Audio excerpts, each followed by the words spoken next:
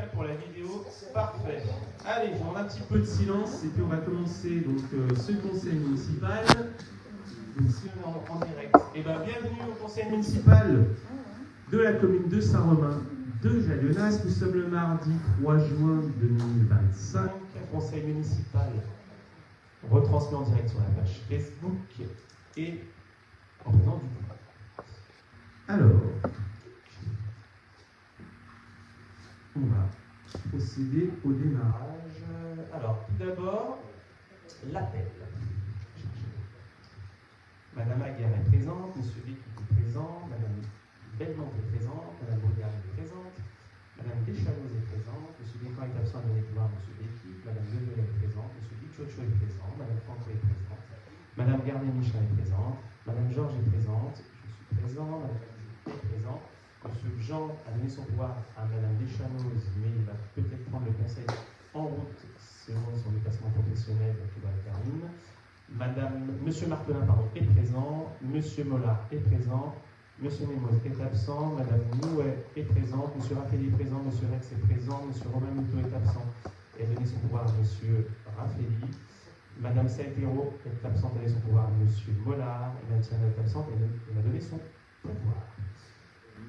On va attaquer par l'approbation du compte rendu de la séance du 6 mai 2025. On n'a pas eu de remontée. D'autres personnes veulent rajouter des choses?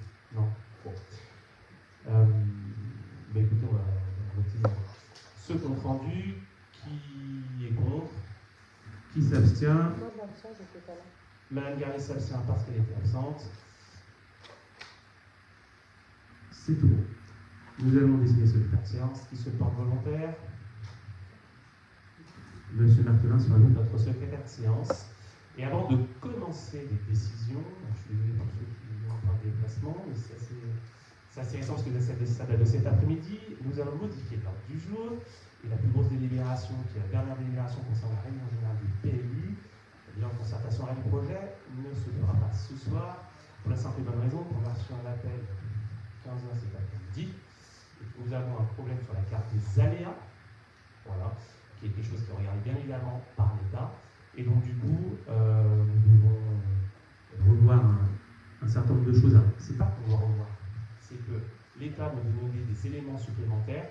Donc on va refaire durant courant juin une réunion PPA, personne associée.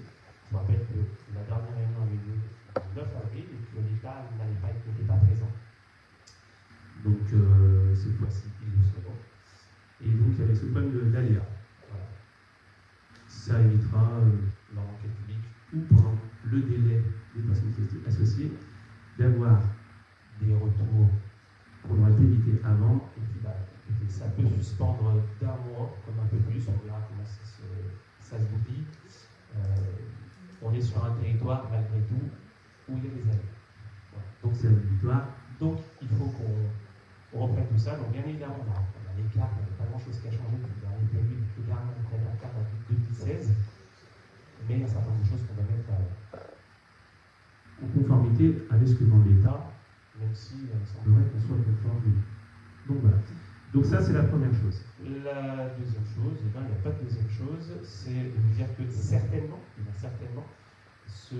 cette délibération, qui est la plus importante du Conseil, sera revue soit fin juin, soit début juillet, voire même septembre, en fonction de plusieurs choses. Le but étant qu'on sécurise un maximum de choses pour éviter les recours des personnes associées, par les recours privés, ça c'est pas un problème, mais au moins qu'on soit carré sur la procédure. Donc voilà, donc ça date de 15h cet après-midi, donc voilà, les cours ne passent pas longtemps pour moi. Mais comme on dit, mieux vaut tard que jamais. Et on va gaspiller des sous-sous dans les enquêtes publiques pour rien. Voilà. Allez, on va passer à la décision.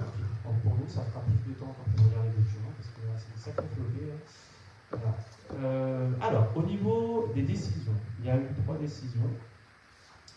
La première décision, c'est la fourniture et la pose de barrières. En fait, c'est des plots sur la route de Baran. Alors, pourquoi des plots? C'est parce qu'en fait, on a réuni plusieurs fois le quartier de Baran. Et donc on réaménage l'endroit où il y a actuellement le chemin piétonnier. Et il y a eu des sondages, plusieurs sondages qui ont été effectués. Et il s'avère que les riverains ont préféré plutôt des plots que des barrières, donc ce seront des plots bois. Courtois d'ailleurs, du côté, j'en dirai peut-être plus tard, du côté du port. Voilà. Mais ça ne change pas, que va faire un chemin piétonnier sur ce sera des plots, ce qui semblerait peut-être moins exigu. Bon, en tout cas, c'est un choix des riverains, donc on respecte. Donc c'est l'entreprise UPTP qui posera ces plots et qui fera cet aménagement pour un montant de 33 776 € et 40 centimes. Nous avons aussi quelque chose dont on a... Pardon. 500. Et c'est important, au port, on en aura 250.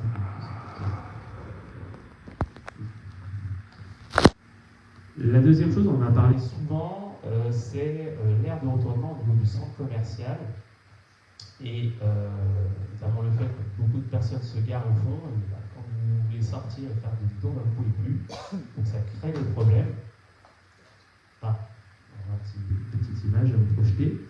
Et donc on a signé avec l'entreprise Lineax pour un montant de 4 089 € et 66 centimes TTC. Une petite image qui arrive.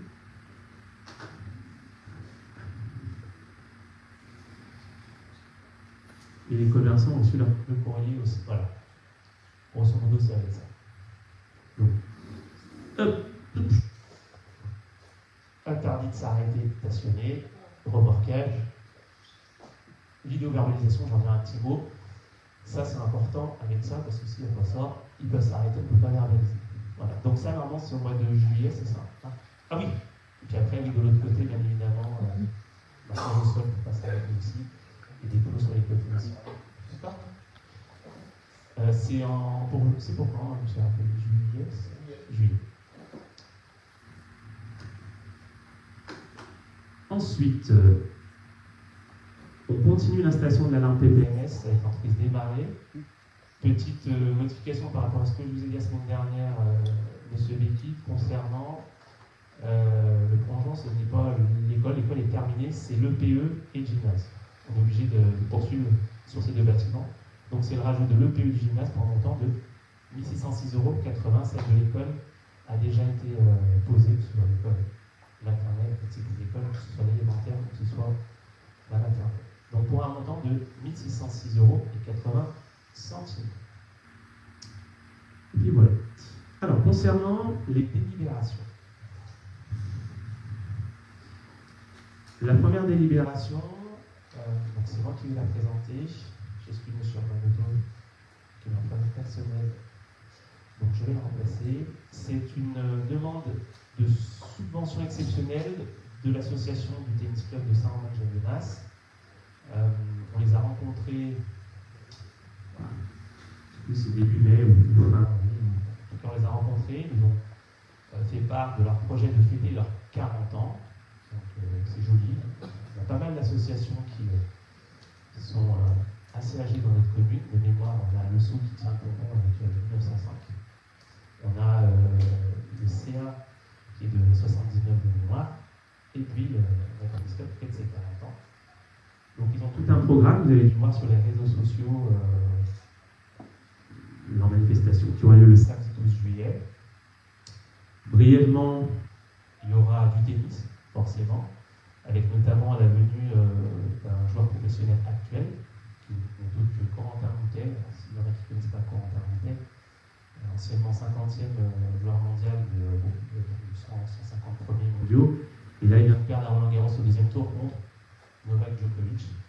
Donc il va venir échanger des balles l'après-midi notamment. Donc voilà, une journée plutôt tennis, le matin, l'après-midi. Et après le soir, un spectacle dont la thématique est Johnny Hallyday, puisque c'est le sosie officiel ou un des sosies officiels de Johnny Hallyday, qui va faire un beau spectacle au niveau du gymnase. Donc les informations sont en mairie, sont sur le site de la mairie, sont sur Paul Ithéard, on les mettra sur Intramuros, j'en dirai un petit mot. Et sur Facebook. Oui, c'est déjà. C'est tout basculé, mais on fera un rappel parce que c'est le 12 juillet. C'est pas une petite fête, c'est-à-dire que 40 ans ça se fête, ils ont mis, ils ont fait une belle programmation, donc forcément ils vont investir pas mal, donc ce serait bien qu'on soit au rendez-vous et qu'ils puissent au moins avoir 200, 300 personnes le soir à cette manifestation, au moins pour Johnny, puisque le reste ce sera aujourd'hui, il va y avoir plein de choses. En tout cas, voilà, et ce sera le 12 juillet, donc les enfants, ce sera pendant les vacances. Donc ils nous ont sollicité et on est parti sur une demande de subvention. En fait, le fait de donner une subvention de 1 500 € en plus des 3 000 € qui vont cette année. Voilà. Est-ce que vous avez des questions au tennis? Non. Eh bien écoute, on va procéder au vote. Qui est contre? Qui s'abstient? Je vous remercie. Donc la subvention de 1 500 € attribuée au tennis à l'unanimité des présents. Ah, ce n'est plus moi. Je vais donner la parole à Madame Moët pour un court concours côté des ballons du Dauphiné. Donc, bonsoir à tous.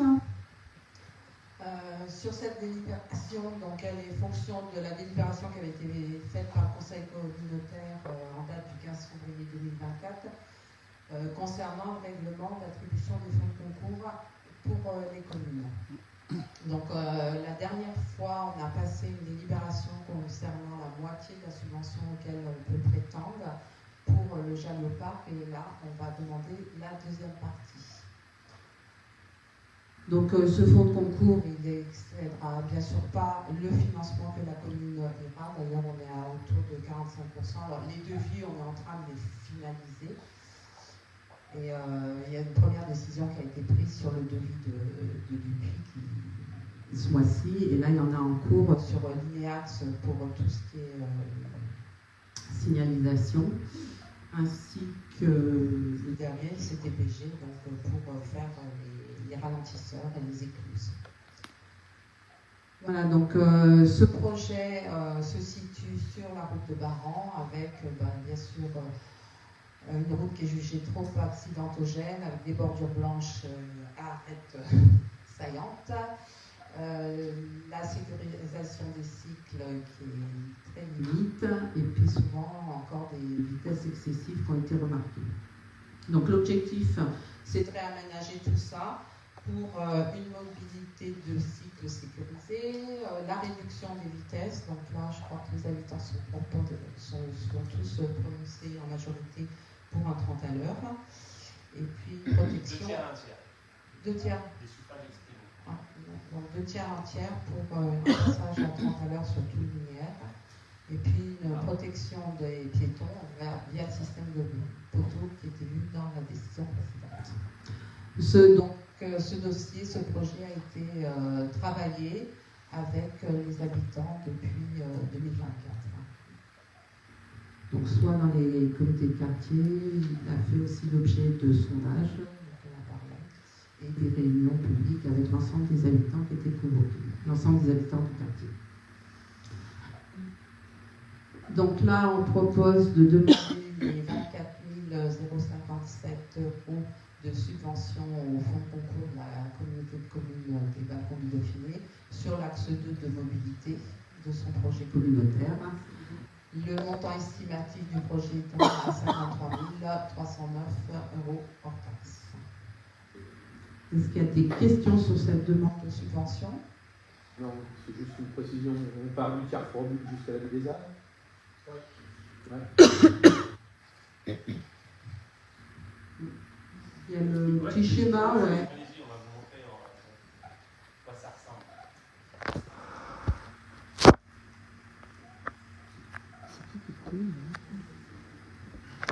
Donc ce dossier-là, il va passer de façon anonyme en comité de commune pour l'attribution de ce fonds de concours.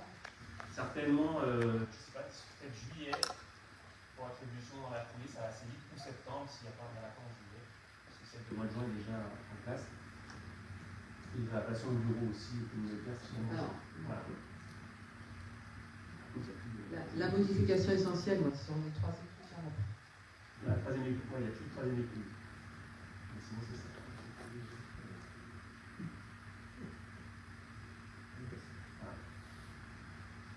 Et après, pour ceux qui sont après les 500 mètres, on est d'accord, il n'y a plus d'aménagement. Ça, c'est le coup d'après, justement. Le but, ça serait de tout réaménager, mais pour l'instant, non. Par contre, la vitesse va passer à 30 sur la Par contre, la vitesse passe sur 30 de partout. Voilà. C'est le deuxième chantier. Ouais.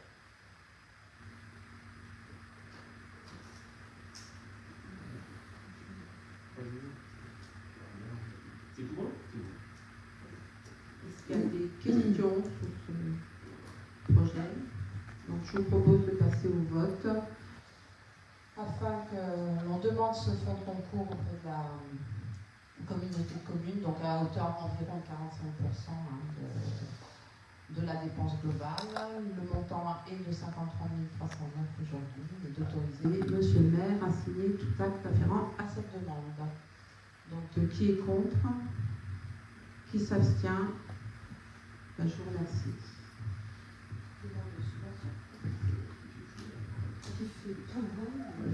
Kian, il y a une petite coquille sur arrête un peu plus haut. Sur le mot arrête. Là. Dans le troisième tiret.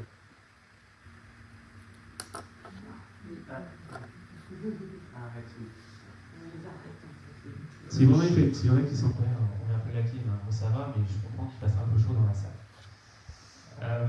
La délibération d'après, une délibération qu'on prend chaque année, cela concerne la création de 4 postes de saisonniers pour les jobs d'été sur notre commune.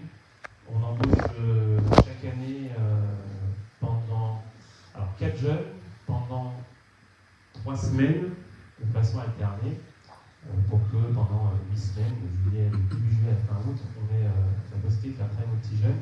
Généralement, on prend des jeunes de 15 à 17 ans et ces jeunes-là postulent depuis généralement 1 an avant. Alors, entre-temps, donc on fait une liste. Et puis, au moment où les vacances d'été arrivent, on commence à appeler les jeunes pour savoir s'ils sont toujours disponibles. Et puis, certains le sont, certains ne le sont pas. Donc, la délibération concerne 4 jeunes. Donc, le premier jeune travaillera du 7 au 25 juillet, le deuxième du 21 au 8 août, du 21 juillet au 8 août, le troisième du 4 août au 22 août, et le quatrième du 11 août au 29 août. Et quand je dis le, c'est le et là, puisqu'on a combien de demoiselles? 3 filles et un garçon qui travaillent cet été. Donc, voilà. Donc, je vous propose de voter la création de ces 4 jobs d'été. Est-ce que vous avez des questions? Vous êtes habitués. Donc, qui est contre? Qui s'abstient? Je vous remercie. Donc, les jeunes vont être contactés. C'est OK. Et donc, c'était à l'unanimité. Nous allons passer à une modification du tableau des effectifs et notamment la création d'un emploi. C'est l'emploi de la bibliothécaire à mi-temps, peut-être 20 heures par semaine, où actuellement nous avons une bibliothécaire titulaire. Elle est toujours en stage ou elle est titulaire? Ouais, les stagiaires. Donc, oui, c'est ça. Les stagiaires jusqu'en septembre, elle va titulariser. Donc ça, c'est pour ceux qui la connaissent, c'est à 35 heures. Et le deuxième poste, c'est un poste de contractuel qui était un poste en accroissement temporaire d'activité, sauf que ça fait des années qu'il est en accroissement temporaire d'activité. Donc, nous, on voulait stabiliser, encore fallait-il que les personnes restent pour X raisons, il y a une partie. Et donc, on est obligé de créer un poste. Et ce poste-là est un poste d'amateur. Voilà. Donc, on va créer un poste. Et donc, c'est l'objet de cette délibération. Ça veut dire quoi? Ça veut dire que tout le monde pourra poster sur le poste, titulaire ou contractuel. Voilà, donc ils sont très satisfaits du travail de Sylvie, qui forme un très bon binôme avec Cécile. Et d'ailleurs, juste à ce sujet, il y aura une communication, c'est peut-être un peu tôt, peut-être pour le prochain conseil, pour vous dire que la bibliothèque fermera pendant, je sais pas, c'est peut-être tout le mois de juillet, 2 semaines, entre 2 semaines et 3 semaines, puisqu'elle va être rénovée, c'est une demande depuis un petit moment, avec peinture, chauffage. C'était l'objet notamment de décision de délibération. délibération, de décision du dernier conseil. Voilà. Donc, on communiquera là-dessus un peu plus tard. Ça va remettre un petit coup de neuf. Et normalement, il y aura même aussi des jeunes qui vont agir. Ça, j'en dis pas plus. Voilà pour cette création de poste. Donc, je vous conseille de créer le poste, de modifier le tableau des effectifs, et de prévoir les crédits nécessaires. C'est déjà prévu. Voilà. Est-ce qu'il y a des questions? Pas de questions? Qui est contre? Qui s'abstient? Je vous remercie. Accepté à l'unanimité. Et donc, avant un tour de table, finalement peut-être dans la délibération, on va. Ça fait écho à ce que j'ai dit en introduction, avec les relations avec l'État, des fois qui sont complexes. Voilà, qui ne sont pas dans la bonne temporalité. On va faire une délibération sur la modification simplifiée du PLU sur les mesures de compensation. Vous savez, on a fait une enquête publique, on a modifié notre PLU pour voir installer les urgentistes qui n'ont toujours pas leur déposé leur permis de construire. Ça va être fin mai, ce sera début juin, il y a des choses qui peuvent caler sur la fonctionnalité des bâtiments. Donc, on attend. Je rappelle juste qu'une fois que ce sera fait, je convoquerai les agriculteurs et les personnes de la rue Paris-Calais concernées pour leur présenter, pour leur expliquer aussi des aménagements futurs. Pour l'instant, je ne le fais pas parce que je n'ai pas le décès qui permet de construire sous mes yeux. Et donc, j'avais reçu notamment le sous-préfet, on avait fait des réunions classiques avec les personnes qui étaient associées, on n'a eu aucune remarque. Voilà. Tout se passait bien, on a eu, c'est clair, on a quand même eu le sous-préfet qui nous a dit c'est bien votre projet, parce qu'il va y avoir des médecins, on en manque et tout ça. Donc, je le pousse, pas de souci. Et puis, on a reçu un courrier le 24 avril 2025, mais on n'avait pas parlé. Nous disant, écoutez, monsieur le maire, votre projet, pas de problème, je le soutiens, il a de nombreux atouts. C'est pour ça que je n'ai pas souhaité qu'Arancourt soit engagé, parce que je vous rappelle que c'était un terrain agricole qu'on a passé en constructible et uniquement pour les bâtiments de santé. Et il rajoute aussi, je vous invite lors de votre prochain conseil municipal à acter une compensation, notamment ces fameux 4000 m². Quand vous passez, vous avez de l'agricole, vous passez en constructible, il faut compenser. Et aujourd'hui, et je tiens à le préciser, on en reparlera certainement lors du conseil, on parlera de la raison du PLU.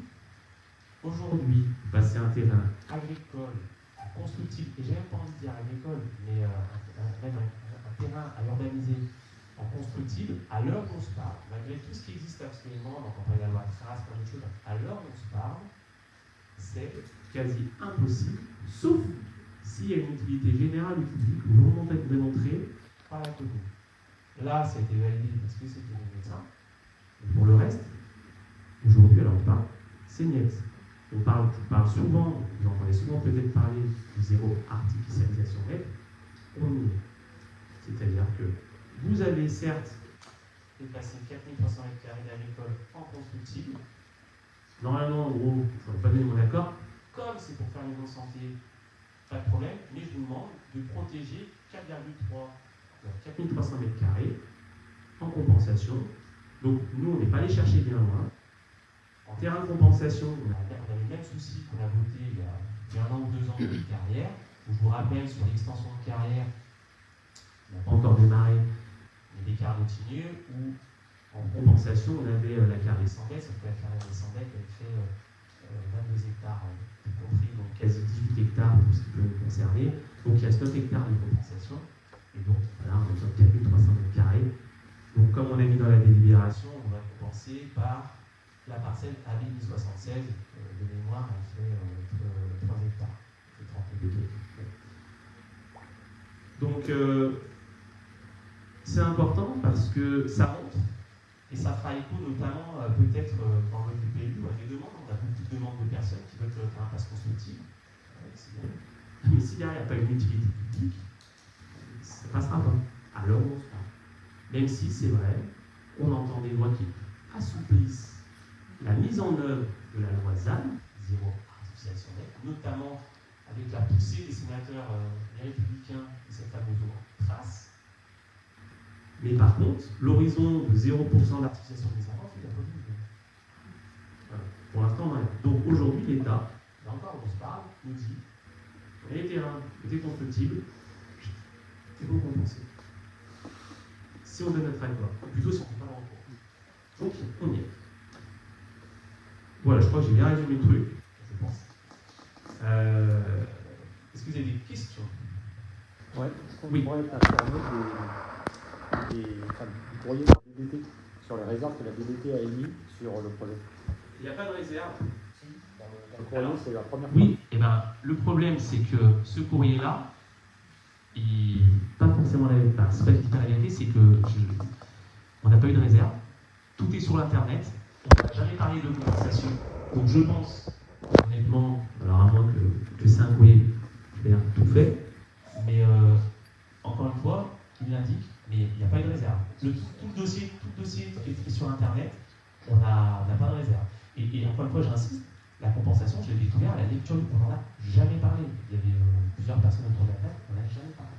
Ce serait bien quand même de renseigner sur la réserve de la DDT parce que la DDT doit être en charge des aménagements éventuellement routiers, notamment pour les accès. Et il ne faudrait pas que ces réserves émises par la DDT contrecarrent les aménagements qui sont nécessaires pour la sécurité des accès. Alors, la DDT, nous sur les accès, on travaille avec le département. Et justement, il y aura 2 aménagements. Un qui est sur le point d'être finalisé, côté Perrier-Calais et D517, pour toujours les 2. Et le deuxième côté D517, c'est ça? Non, D55 qui vient de Tigneux. D55 qui vient de Tigneux. Celui-là, il va prendre plus de temps parce que c'est un avion plus complexe. Mais côté D517, donc côté Perrier-Calais et Valval, là, on travaille vraiment. Et encore une fois, j'insiste, les réserves, elles viennent du département, mais on n'a rien eu d'écrit. De toute façon, tout ce qui est on n'a vraiment rien eu. Donc, on peut lui demander ce que c'est que les réserves, on peut lui... Voilà. Alors on se parle, quand j'ai lu ce courrier, les réserves, on n'en avait pas parlé, la compensation, on n'en avait pas parlé. La seule chose que je sais, et en toute transparence, quand on s'est rencontrés, il nous l'a dit, le sous-préfet. Il a dit, l'expression était « j'ai tordu le cou à mes services ». Voilà, c'est ça l'expression. Pour pas, voilà, pour qu'en gros, la compensation passe, le machin, parce qu'on laisse pas. C'est tout ce qui a été dit. Le reste, c'est dans la lettre. Après, la chronique elle est très courte.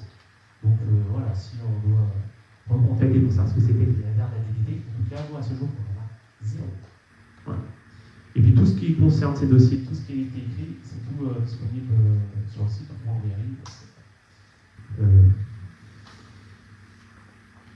Donc, est-ce qu'il y a d'autres remarques? Non.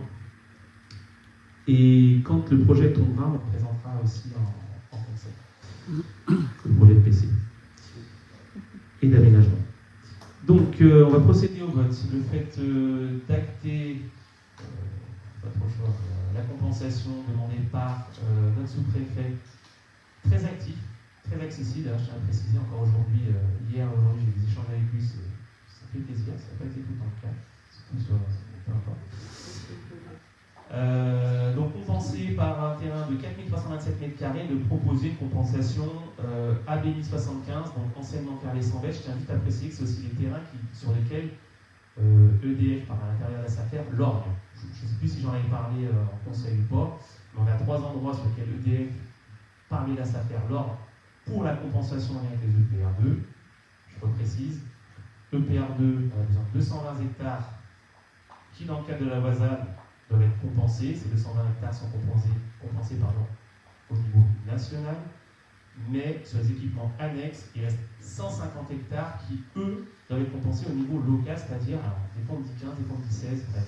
Il y a 16 km autour de la centrale, et c'est pourquoi sur Saint-Romain, comme sur d'autres communes, en tout cas sur Saint-Romain, ils vont leur sur 3 morceaux de terrain, Carlet-sans-Bête, Carrière-de-Ligny, ex-Carlet-sans-Bête, ex-Carrière-de-Ligny, et un terrain qui nous appartient, qui est en face qui est dans le prolongement de la pépinerie, des ventes de végétaux Brando.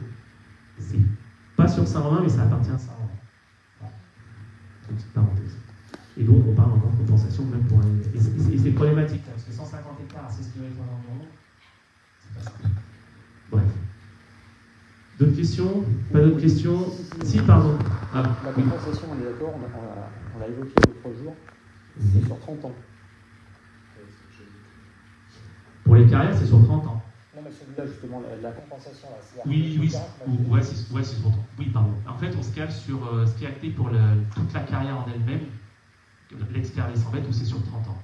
Et donc, en fait, pour préciser, on va figer ce terrain. De toute façon, après 30 ans, on sera en 2050, il y aura du ZAN partout.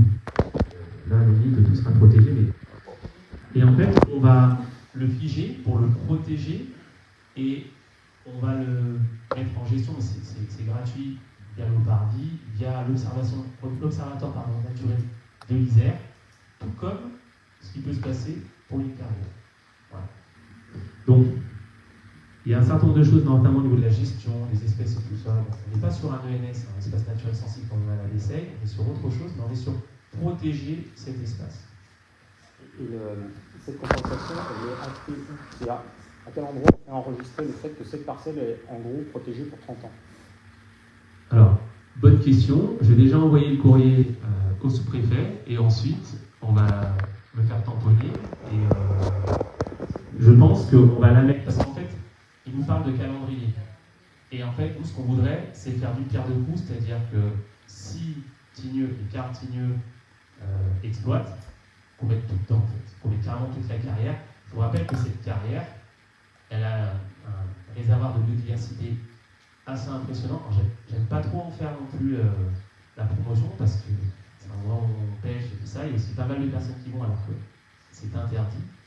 Que cette carrière est passée le 14 juillet 2024 ou 3, je ne sais plus, au Tour de France, que 4, donc c'est l'année dernière, ça va vite. Voilà, donc l'année dernière. Donc nous, ce qu'on souhaiterait, c'est que, et d'ailleurs on peut retrouver le reportage sur YouTube, hein, c'est tout englobé. C'est pour ça qu'ils ne nous imposent pas une date, ils nous demandent un calendrier. Donc on va leur dire, bah voilà, on a figé, et on voudrait faire d'une pierre deux coups et protéger tout ça. Et un jour, il faudra aussi tout clôturer et autres.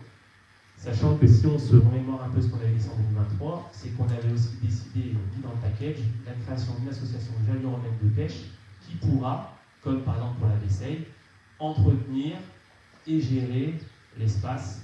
Il ne dédonnera pas la responsabilité des élus du maire, c'est pas tout le problème, mais il permettra d'avoir des yeux et des oreilles, même si on a des policiers qui passent de temps en temps.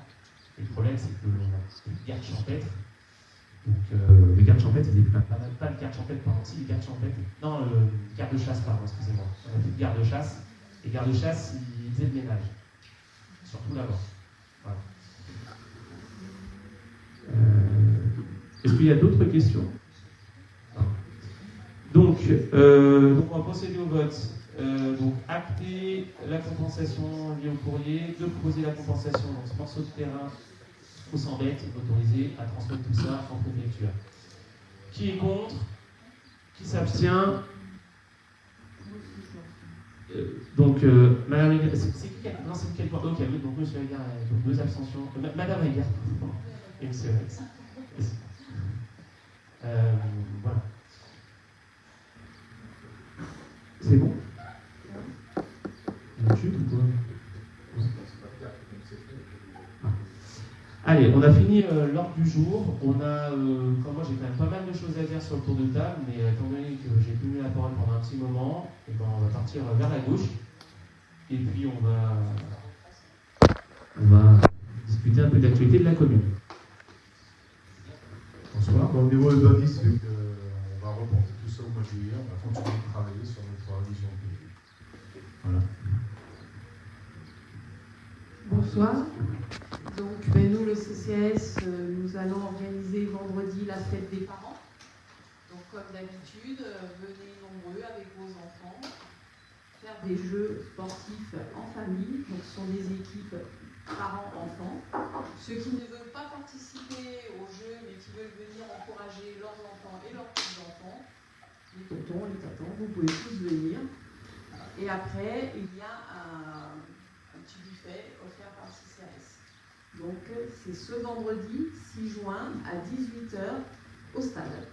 Au stade de gymnase. Non? Oui, il y a un gymnase. Oui, de la non-famille. Ah si, on va là. Bah non, c'est bon, c'est le passage à Non, juste pour info, je ne sais pas si on vous a signalé, il y a un potelet qui a été arraché vers le village. Donc c'est un potelet, c'est un convoi exceptionnel qu'on a identifié aux caméras. Donc on procède toujours de la même façon, c'est-à-dire qu'on écrit à l'entreprise accepte et nous rembourse. Ou autrement, dépôt de plainte, on a la vidéo, on a les caméras, ça prend toujours un peu plus de temps. Donc tout a été identifié aujourd'hui ou hier, parce que c'était fait hier je crois. Ouais. Et aujourd'hui sur les caméras, on sait qui c'est. Ouais, c'est ça. Donc oui, on est au courant.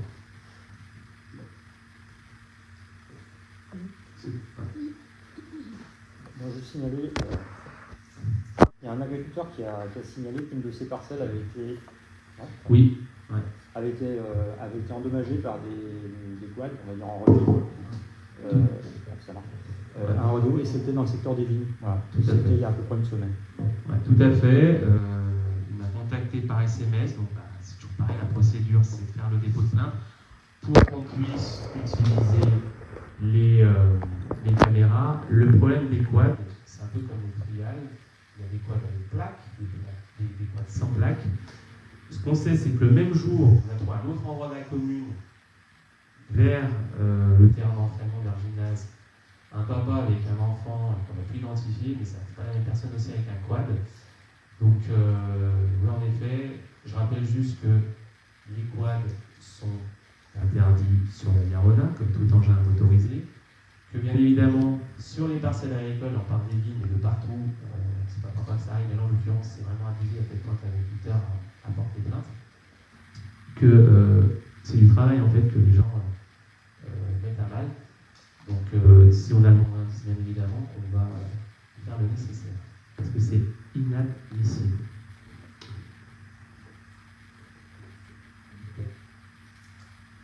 Allez-y. C'est bon.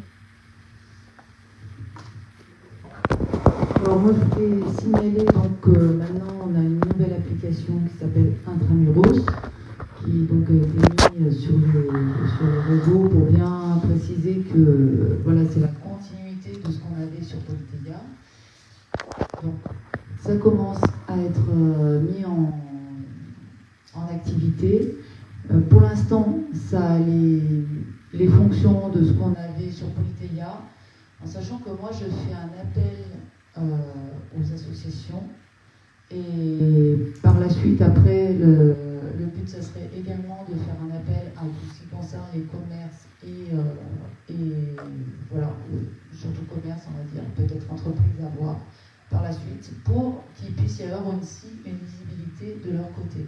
Tout ça, ça va être mis progressivement en construction.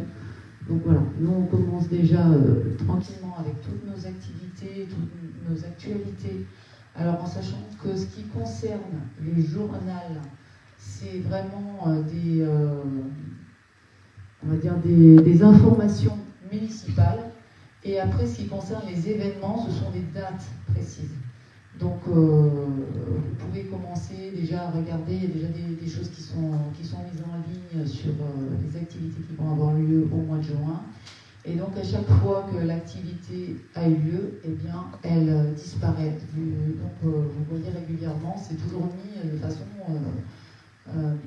chronologique. Voilà, à part pour le journal, où le journal c'est publié, c'est mis dans l'ordre dans lequel ça a été publié. C'est des informations qui peuvent être importantes pour tout le monde. Voilà, je crois que j'ai à peu près tout dit. Ce qui est important, c'est que, en fait, on n'a pas changé d'application, c'est qu'on n'avait pas changé, c'est un contrat de 3 ans avec Polyteia qu'on a renouvelé récemment, et donc du coup, ils arrêtent Polyteia, donc ça a été racheté par Intramuros. Polyteia, ça arrête pour nous fonctionner, ça va être au 31 mai, ça sera le 15 juin, donc on reste plus sur Intramuros. Sur Intramuros, il y a beaucoup plus de fonctionnalités parce qu'on a eu pourquoi pas Panneau Pocket ou d'autres. Alors parce qu'on est lié par un contrat, voilà, c'est un pays pour rien non plus. C'est que Intramuros a plus de fonctions que Polyteia. Et l'avantage, c'est qu'au début, quand vous allez vous inscrire, vous verrez que vous laissez ça en main. Vous avez la possibilité de vous abonner à tout. C'est un peu ce que Madame Lizzie vient de dire, où vous avez l'agenda, le journal. Ou vous pouvez choisir. En gros, je veux que les activités, que les actions, que les informations municipales. Où je veux que les associations, où il y aura une brique pour les commerces, pour que les commerçants puissent mettre en avant tout ça. Et si jamais vous en avez marre d'avoir, par exemple, la ristourne du dimanche, de je ne sais pas quel commerce, et ben vous pouvez le décocher. Voilà. Mais en tout cas, ce sera à terme, c'est vraiment beaucoup plus complet que Politéa, pour pouvoir faire plus de la commune, et finalement, ça sera à votre main de savoir ce que vous voulez. Voilà. Donc là, on y arrive progressivement. Je tiens à préciser que c'est Politéa racheté par Intramuros, pas le choix, et qui arrêtera de fonctionner le 15 juin. Et je voulais aussi préciser que justement, là, par rapport, toutes les informations sont quand même présentes sur l'application, mais après, c'est les alertes aussi que vous pouvez avoir suivant ce que vous allez choisir. Donc, et vous pouvez avoir aussi tout ce qui concerne des communes qui sont aux alentours, donc vous pouvez avoir un périmètre, vous mettez le nombre de kilomètres que vous voulez des alentours qui sont sur Intramuros, bien sûr, pas sur les autres, pas sur les autres applications.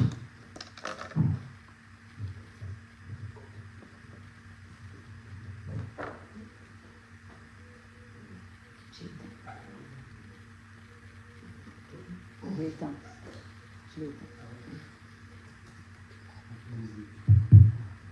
Bonsoir à tous.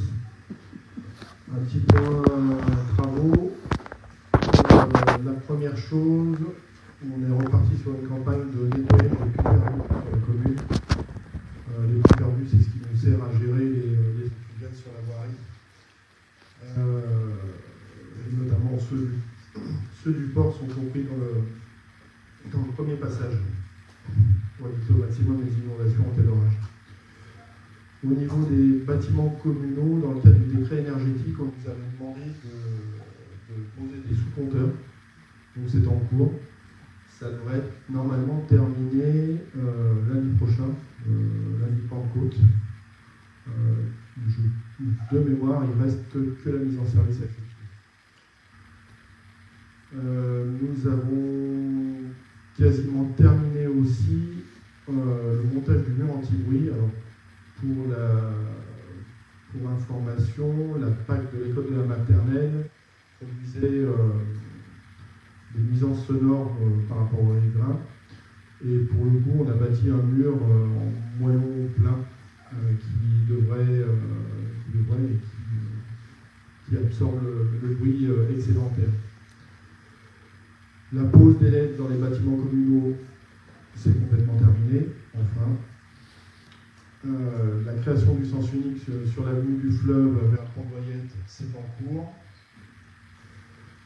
La signalétique et la pose des barrières au passage Victor Martelin est terminée. Je crois qu'il reste juste les panneaux l'arrêter à poser. Sur début juillet, en semaine 28, on va attaquer la réhausse des plafonds du dojo. Le dojo, c'est le bâtiment qui jouxte la mairie. Aujourd'hui, pour faire du judo, effectivement, le plafond est un peu bas. Donc on a prévu de le rehausser et ça va se faire sur la semaine à partir du 7 juillet. La pose de la climatisation à la bibliothèque va se faire le 23 juin et la bibliothèque restera ouverte. Par contre, tout ce qui est peinture, ça se fera semaine 29 et 30, donc à partir du 15 juillet. Et là, pour le coup, ça sera fermé pendant 2 semaines.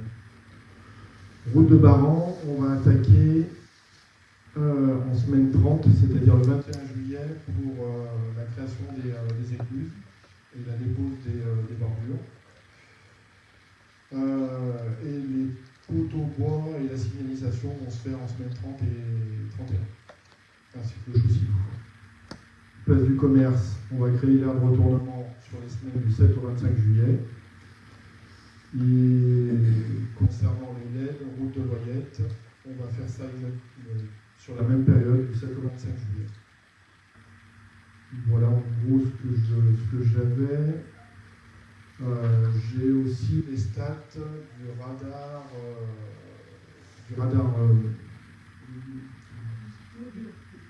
pédagogique. Voilà, c'est le terme que je cherchais. Le premier est situé à Baran sur la zone 50. Il est bien après la ville des Halles. Il est après en fait l'aménagement qu'on a prévu de faire. Donc c'est une exploitation qui est sur 52 jours, qui a débuté le lundi 31 mars et qui se termine le jeudi 22 mai. En gros, les vitesses moyennes, c'est 40 km/h, 40,40 km/h dans la direction centre-Maran. Et dans le sens sortant, c'est 42,62, c'est en direction du coup de la rue des Lys. Les vitesses maximum qui ont été relevées, celles-ci elles sont sympas. On a 110 km/h dans un sens et 108 dans l'autre. Juste pour info, en gros, en termes de nombre de véhicules, on a eu sur la période, en sens entrant, c'est-à-dire en direction du four, on a eu 10 918 véhicules, c'est-à-dire en gros, si on répartit à la journée, ça fait 210 véhicules. Et dans le sens sortant, c'est-à-dire en direction de la rue des Lys, on a eu 207 véhicules.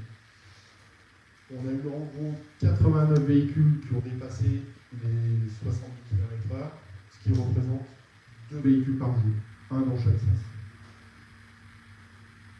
Ça, c'est pour Baran en zone 50. On a le deuxième radar pédagogique sur la rue Perrier-Calais, qui est pour le coup en zone 30. Donc là, on est sur une exploitation de 87 jours, du 1er mars au 26 mai. En sens entrant, c'est-à-dire en direction de la D517, c'est-à-dire le village des Gros-Planteurs, on est à 29,50 km/h. Et en sens sortant, on est à 30 km/h, en direction de la D55. En termes de nombre de véhicules par jour, on est à 173 véhicules jour en sens entrant et 147 en sens sortant. Et en gros, on a eu 369 véhicules qui ont roulé à plus de 50 km/h. La vitesse maximum, je vais le dire, dans le sens entrant, c'est 86 km/h et dans le sens sortant, c'est 100. On a eu 369 véhicules qui ont roulé à plus de 50 km/h, ce qui représente en gros 4 véhicules par jour. 2 dans chaque sens. Voilà sur les radars. Voilà, pour moi. Question sur la clé de la bibliothèque des silencieux. Non, ça existe, hein. C'est une cassette. Donc, normalement. Je sais pas, pour éviter les problèmes de fondation maternelle. On va vérifier. Justement, je reviens sur la bibliothèque pour une nostalgique. Reste un mois pour contempler la moquette au mur. Non, mais on va vérifier ça, portant le nombre de décibels, ça tourne pour 40 pas plus. Voilà. Et puis surtout, au-delà de la vague et des bruits, c'est l'emplacement. On va bien comprendre le l'emplacement. Ça, c'est la première chose. La deuxième chose, que je fais un petit. Parce que je n'avais pas prévu sur un petit point. Aujourd'hui, donc on continue de faire les contrôles. Je tenais juste à dire que 7 contrôles sur 10 qui sont effectués sur Saint-Romain, je ne dis pas que c'est déjà les Romains. 7 contrôles sur 10 qui sont effectués sur Saint-Romain, ce sont des personnes qui sont soit sans permis, soit sans assurance, soit contrôle technique. Je ne parle pas de vitesse. Juste pour vous dire aujourd'hui comment ça se passe. Voilà. Voilà. Que ce soit des contrôles soit seuls, soit coordonnés avec la gendarmerie. C'était juste une petite précision. Les excès de vitesse, quand on est sur place, on les prend. Malheureusement, quand on n'est pas là, c'est plus compliqué.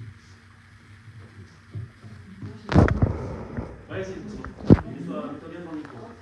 Je parlais de l'entreprise ICA de la décarbonisation et de l'enquête publique actuellement.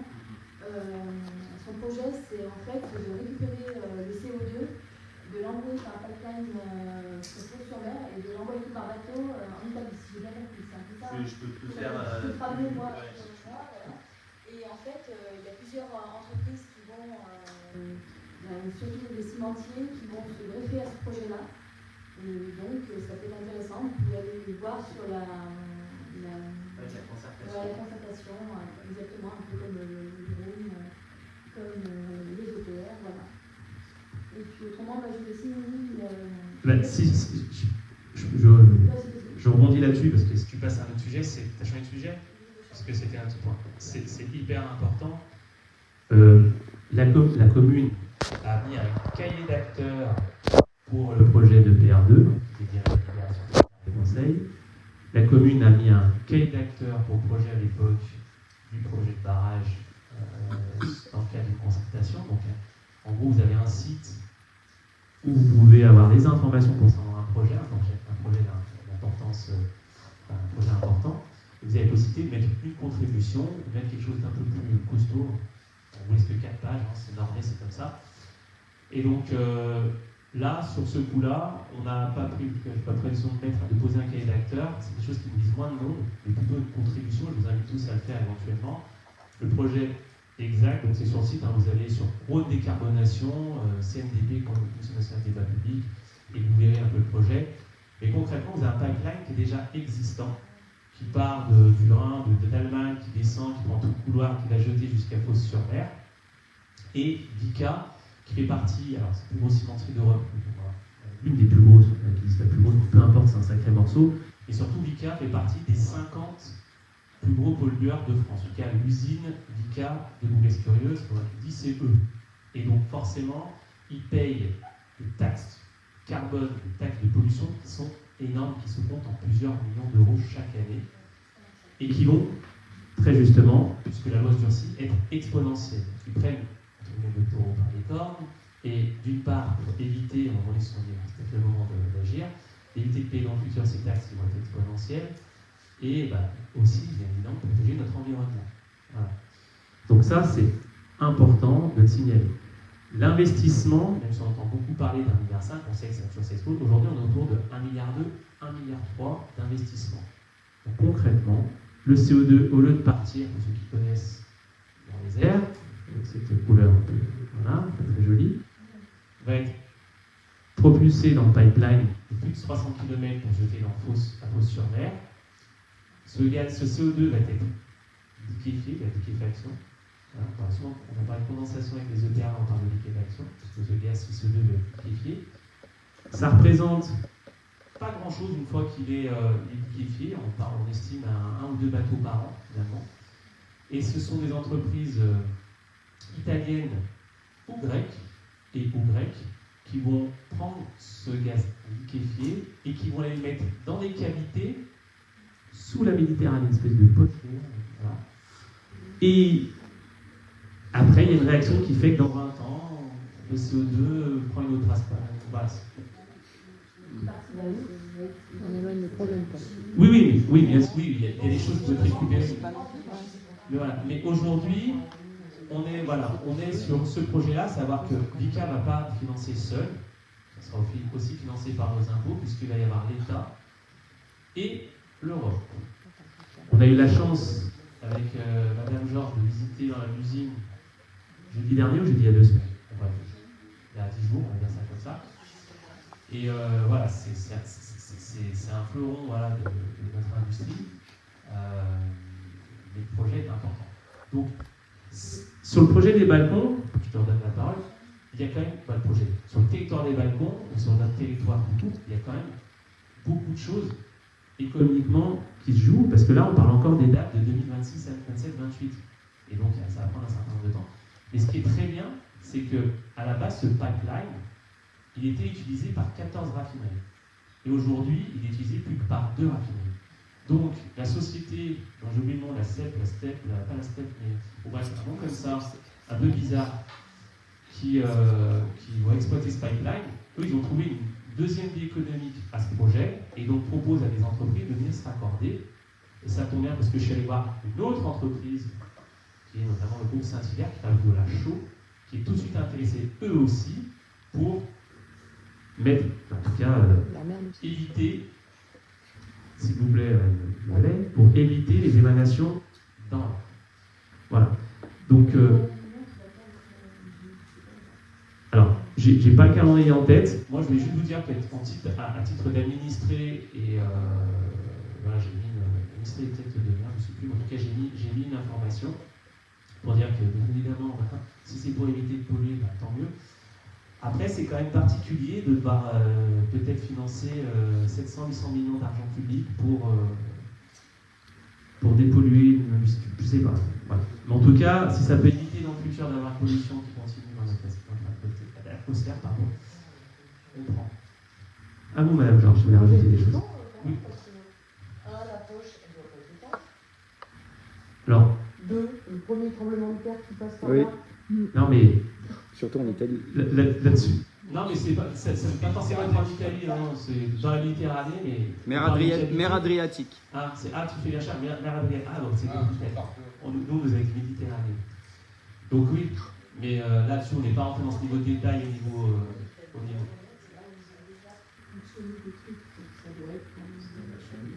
Après, le risque zéro, surtout en industrie, n'existe pas. Après, c'est un peu plus trop technique pour moi. Ce qui est marrant, c'est qu'on est contre le gaz de schiste, mais on est pour injecter notre CO2. Bon, en tout cas, vous avez une page de concertation et vous pouvez mettre votre contribution. Voilà.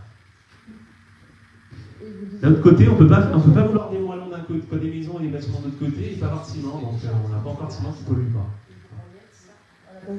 Ouais, après, j'ai pas tout le processus, mais juste vous dire qu'ils réutilisent quelque chose qui existe déjà, ça c'est plutôt mis en avant.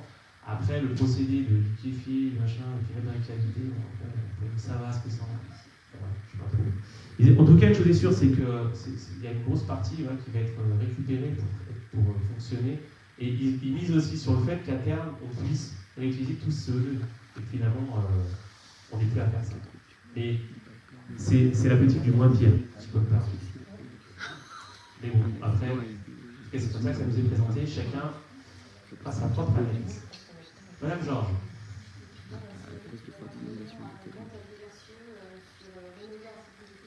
Alors, bon, je voulais faire un.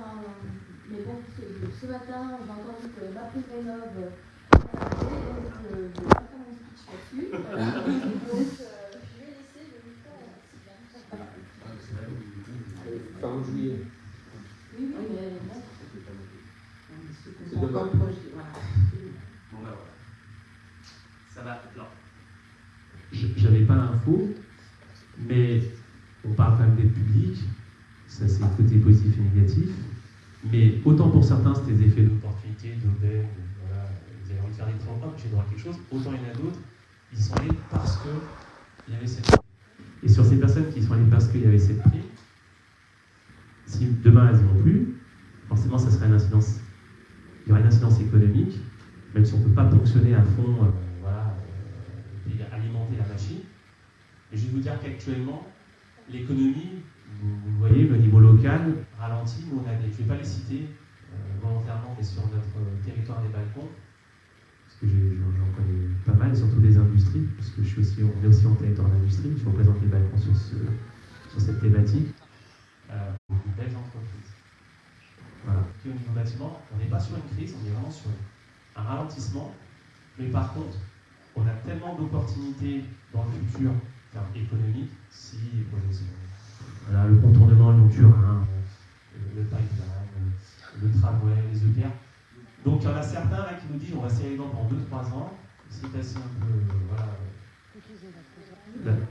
la mauvaise période et après on repart. Oui. Il y a le PLH qui est voté avec toutes les aides et affaires. Le PLH par le plan logement habitat. Pardon. Bon, ben juste en termes de mobilité, il faut savoir qu'il y avait eu un schéma directeur qui a été fait pour l'accès cyclable aux services, que ce soit école, commerce, etc., sur l'ensemble du territoire. Et on a attaqué la mise en œuvre de la première étape.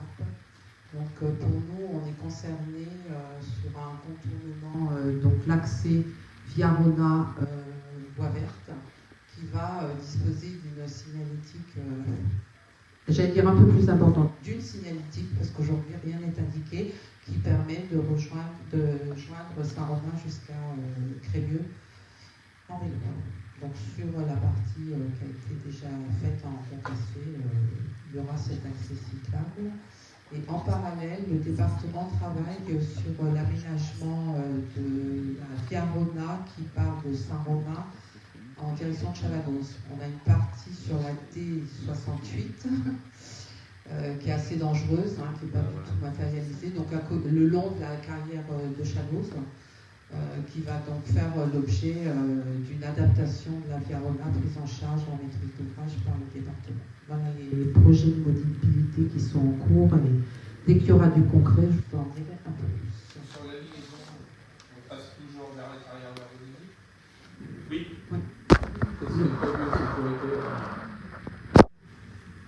C'est l'étape 1, on attend de voir ce qu'il nous... Voilà, et il y a la fameuse la traversée de la D65B, au-delà du chemin du Payard qu'il faut voir en termes d'aménagement. Alors bon, on a...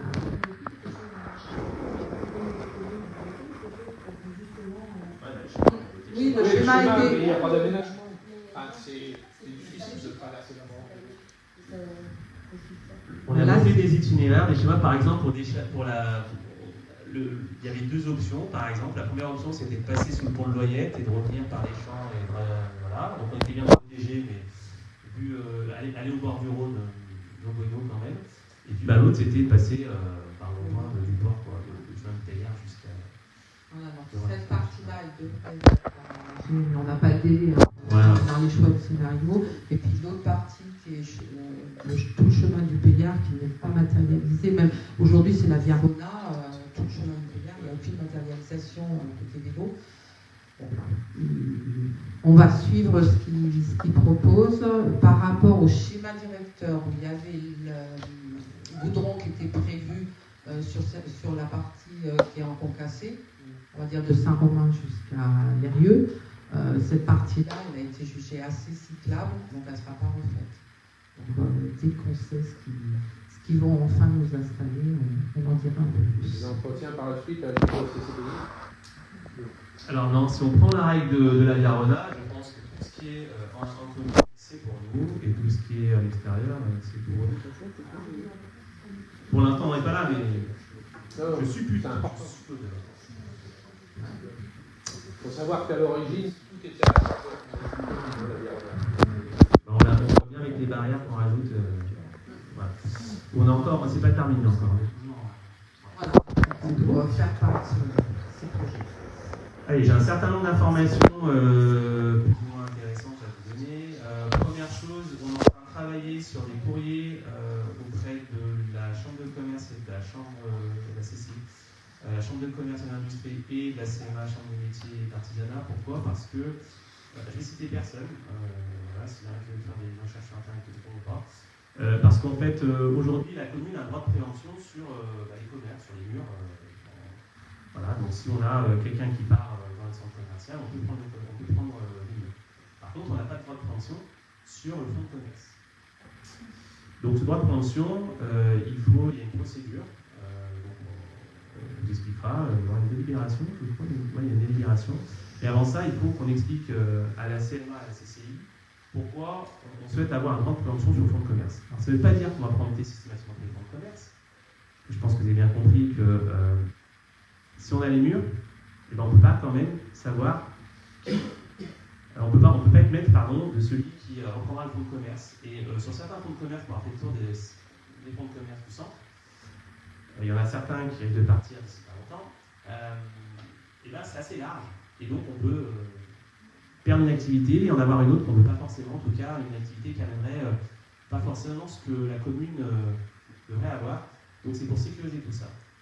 Donc, le courrier, donc, c'est des infos, d'ailleurs, pas récemment, pas très aussi récemment. Donc, on sollicite les deux chambres, elles ont 2 mois pour nous répondre. Et ensuite, ça reviendra dans le conseil pour nous permettre, en plus de préempter sur des murs, je vous rappelle que pour les murs, on passe par les pourras. Voilà, ils pourront acheter à notre place. Typiquement, par exemple, le bar actuellement qui est sans activité. Ou normalement, dans le doigts, il devrait y avoir une vente aux enchères qui doit avoir l'enjeu qui est reporté en septembre. Normalement, si un jour c'est voilà. Mais par contre, les fonds de commerce, eux, donc quand on dit fonds de commerce, c'est surtout aussi le bail. Donc, quand vous avez un bail commercial, voilà. Pour certains, il y a des nouveaux baux qui sont très récents. Et dans les baux, on a jeté 2-3 baux, et ils ne sont pas très carrés. Ça arrive à faire plein de choses. Je ne vais pas rentrer dans les détails, je ne vais pas citer dans les commerces qui vont partir, pas forcément qu'un. Voilà. Donc ça reviendra dans le conseil.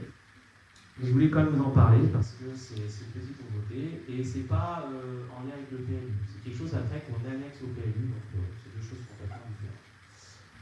Ensuite, je voulais vous donner quand même une nouvelle. On a enfin reçu, je crois que c'était vendredi. Non, c'était pas vendredi. J'avais demandé de les faire le tour. C'était mercredi dernier. L'arrêté signer de vidéo-verbalisation de la préfecture. C'est-à-dire qu'on va pouvoir faire de la vidéo-verbalisation. Bon, on attend un truc par rapport à la signalétique, parce qu'on la signalétique, on est en bonne voie. Donc normalement, on a passé le plus dur, et en même temps que ce dossier-là, on repart pour 5 ans sur l'utilité de nos caméras. Donc on a fait d'une pierre deux coups. C'est ça que ça fait pris un peu de temps. Je voulais aussi vous informer d'un festival qui aura lieu fin août, le 22-23, ce week-end-là, à l'église de Saint-Romain. Voilà, un festival classique baroque, porté par des musiciens qui nous ont sollicité, donc ça sera la mairie qui va porter tout ça. Il n'y aura pas forcément de coût associé à ce projet, parce que voilà, on est juste à disposition de l'église, donc en lien notamment avec les personnes qui pour nous gèrent l'église, donc notamment Madame Taché, et puis en avant aussi avec l'église et Crémieux, sachant que bien évidemment, si on a des mariages, ça c'est tout ce qu'on peut jamais, s'il y a des décès, donc il y a toujours cette petite marge voilà, cette petite dose d'incertitude qu'il faudra régler, mais ça, c'est une première. Ça sera en lien avec le jardin d'Étienne, il y aura une marche. Voilà. Donc ce sont des musiciens, la personne qui m'a sollicité est une claveciniste qui enseigne au conservatoire de Lyon, qui est mariée avec un violoncelliste, qui aussi enseigne au conservatoire de Lyon, et ils ont un orchestre comme ça de classique baroque de 15 instruments. Il nous manque juste l'harpe. Si ça se passe bien, ce sera l'année prochaine. Parce que malheureusement, leur collègue qui est là, est pris en Autriche.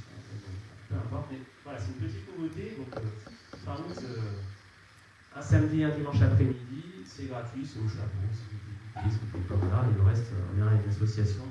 J'en dirai un peu plus. Je voulais quand même vous en parler.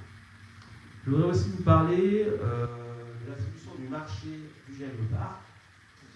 Finalement, on a eu 3 entreprises qui se sont tenues, surtout 2, on a mouchoir de poche, et c'est à 0,4 au niveau de la deuxième commission d'appel d'offres. On est dans le budget, même un petit peu moins, donc 4 000 € un peu en dessous du budget, mais c'est très bien qu'il y a des petites variables ajustées, voilà, mais on est plutôt content. Et c'est l'entreprise Jeunebray, liée avec Playgon et des jeux Transact, qui a été retenue. Donc la deuxième entreprise a forcément déçu, parce que ça s'est joué là, pas grand-chose. Sur 100 points à 0,4 dixième. Voilà. Ensuite, je voudrais vous parler d'une subvention et de l'accord enfin de la CNR pour une subvention pour les poteaux le long du Rhône, installés au port. Alors au début, on était à 0, on nous avait dit 0, puis après on nous a dit 20, puis finalement on nous a dit 30, et finalement on va être autour de 25%, puisqu'on va obtenir 6 157 € et 20 centimes pour l'installation des barres du port. Dans le cas du plan synchro, même si on nous a dit que ça n'est pas partie du plan synchro, en tout cas sur ce coup-là, on peut remercier la CNR et faire appel à elle pour d'autres subventions. Il y a un rôle de concession, mais aussi on a un rôle, donc il faut qu'ils nous aident.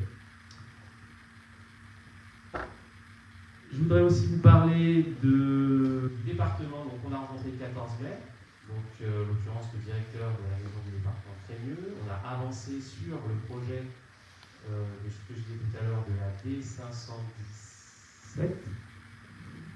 Péricalette, Balman. 55 ou 517 D55, la D55. On avait soumis un projet et en fait ils nous ont dit le projet il est bien, mais en fait il faut le modifier. En gros, on avait proposé ce qu'on appelait un plateau, donc quelque chose un peu ardu pour faire ralentir la vitesse, et on voulait mettre en zone 30. On nous a dit, à cet endroit-là, il n'y aura pas de plateau, on va vous mettre une vague. La différence c'est quoi? C'est la pente. Au-delà de 5%, on est sur un plateau, et en dessous de 5%, on est sur une vague, donc on sera à 4,9%. Les gens ralentissent bien, et par contre, on restera en zone 50, parce que, je ne dis pas trop pour, mais on verra bien, parce que la zone 30 ne sont pas favorables, et c'est toujours pareil, le département donne des avis, mais surtout il nous subventionne. Je vous rappelle que cet aménagement, on a chiffré au budget autour de 110 000 €, mais c'était plutôt une hypothèse haute de mémoire. On peut avoir avoir une subvention maximale au titre des amendes de police du département de 40 000 €. Donc, il faut proposer un projet pour lequel le département est OK, que le département valide, pour percevoir ces 40 000 €. Donc, bien évidemment, on est dans ce sens-là. Donc, on va refaire le projet avec une vague à 4,9%, 4,99%. Voilà. Donc c'est en cours. Vous dire aussi que on a eu une inspection le 19 mai de notre école primaire. De 9h à 10h30, c'était le côté élémentaire, et de 10h30 à 12h30, le côté école maternelle. Donc tout va bien. On a levé un certain nombre de réserves qu'il y avait eu sur la dernière visite qui avait eu lieu le 27 mai 2020. Et il y a encore 2-3 petites réserves, pas bien méchantes, qui sont sur de mauvaises pratiques, des fois à certains endroits trop multiprises. Il y a des choses qu'on va pouvoir modifier, d'autres qui sont un peu plus compliquées. Mais voilà, tout s'est bien passé. Vous dites quoi? Le 10 pardon, contrôle sécurité, pardon, visite sécurité faite par le 10, donc par les pompiers, pour l'accessibilité. Et puis,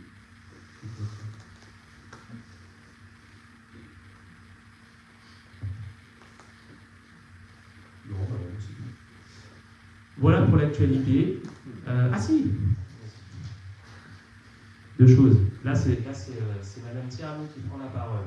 Donc, elle voulait faire un retour sur la journée du 18 mai, sur cette nouvelle action qui a été mise en place par le Conseil municipal des enfants et les chantiers éducatifs, avec la venue notamment de l'association Zooli et de plusieurs stands de médiation par l'animal. Donc, c'était assez intéressant. Les gens pouvaient faire des tours de poney, pouvaient caresser des chiens leaders, des tortues de 40 ans, bref, beaucoup de bêtes. Ça, voilà, on a vu passer, donc c'était entre 10 et 16 heures, on a vu passer plus de 250 personnes.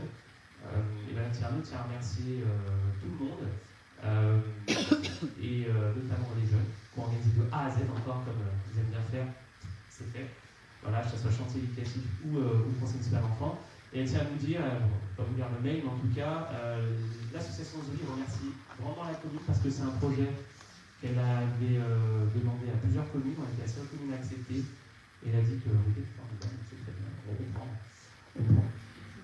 Et je vais terminer, cette fois-ci je vais prendre la voix de M. Robin-Louto, pour les événements à venir des associations. On va commencer ce week-end avec les 7 et 8 juin avec les rendez-vous au jardin, histoire et archéologie sur le site du Vernet. Le 13 juin, un gala du judo. Le 14 et 15 juin, il y a des compétitions avec les titres et les barrages du tennis de table. Le 21 et 22 juin, le 20 et 21 juin, la fête de la musique avec l'association Jamine. Le 21 et 22 juin, les journées européennes de l'archéologie, toujours sur le site du Vernet. Quoi? Ah bon? Il y aura 14 et 15 juin. De toute façon, ça c'est marqué dans le calendrier de l'entité municipale, mais voilà. 21 juin, finale des bats, donc du baseball pour les 9U, les 12U et les 15U, donc les 9 ans, les 12 ans et les 15 ans. Le 22 juin, concours d'équitation de l'association Les Passionnés au Payard. Toujours le 22 juin, tournoi interne et assemblée générale du tennis de table. Le 25 juin, assemblée générale du volley. Le 27 juin, assemblée générale du basket. Et le 27 juin, toujours, gala de danse du comité d'animation. Ensuite, les 28 et 29 juin, la kermesse du sous des écoles. Et toujours le 29 juin, un autre concours d'équitation de l'association Les Passionnés au Payard. Et enfin, arrivée de la fête foraine du 16 au 25 juin. Donc encore beaucoup de choses sur le mois de juin. Voilà, j'en ai terminé. Est-ce que quelqu'un va rajouter quelque chose, une actualité qu'on a oubliée? Non? Eh bien écoutez, on clore ce conseil. Et je tiens à préciser que normalement le prochain a lieu le mardi 1er juillet. Mais il peut être modifié, annulé, reporté. Aujourd'hui, on a 3-4 choses sur le truc qui ne sont pas forcément obligatoires. Ça sera lié au PMU, vote du PMU. Voilà. C'est une petite précision. Donc, on maintient ce 1er juillet, on maintient la prépa conseil, non pas le mardi 24 juin, parce que j'ai une obligation que je ne vais pas déplacer, mais au lundi 23 juin. Mais on reviendra vers vous, chers élus, pour vous dire comment on fait par la suite. Sachant que, vous le savez, normalement, on ne fait jamais de conseil à partir du 15 juillet jusqu'au 31 août, et après on repart au 27 septembre. Voilà. Et bien écoutez, je vous souhaite une bonne soirée. Je lève la séance du conseil et je peux donner la parole au public